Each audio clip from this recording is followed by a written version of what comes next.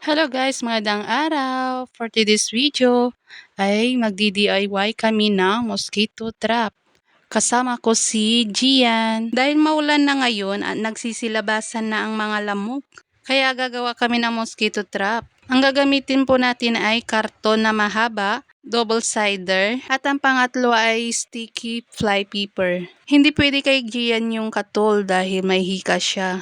Wala kasi kami pambili yung parang badminton, yung sinasaksak. Kaya ito, naisipan na lang namin mag-DIY. Yung sticky fly paper na bibili lang po sa labas, mura lang po yan. Sa mga mami, ayaw nilang katol at ayaw makalanghap ng usok ang kanilang anak at gustong makatipid, gayahin nyo na lang tong ginagawa namin. Kung gusto mo malaman kung effective ba tong ginagawa namin, panoorin mo na lang hanggang sa dulo. Kaya tara, samahan nyo kami sa araw na to.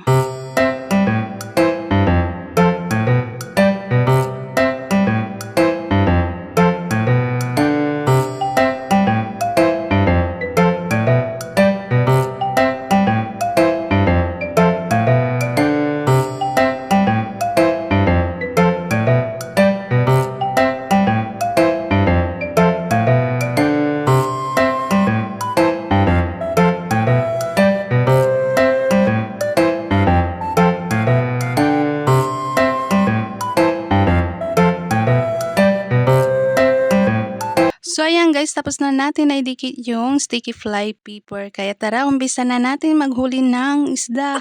Ay, hindi yung lamok pala.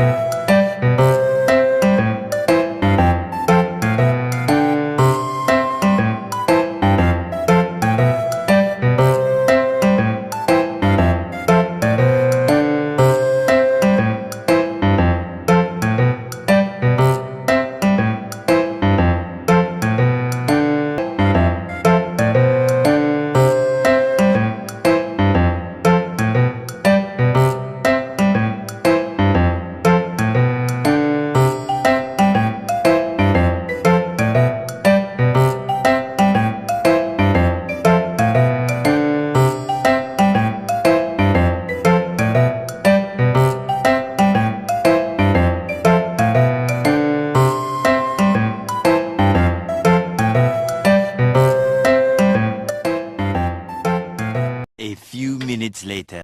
So ayan guys, papakita namin sa inyo yung nakuha naming lamok.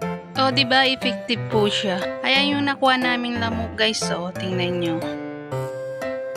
Kaya mga mami, anong hinihintay nyo? Gawa na rin kayo. So ayan, kung nagustuhan ninyo ang video ito, paki-follow, like, and share. So yun lang ang aking may share ngayon guys. Thank you for watching. Bye bye!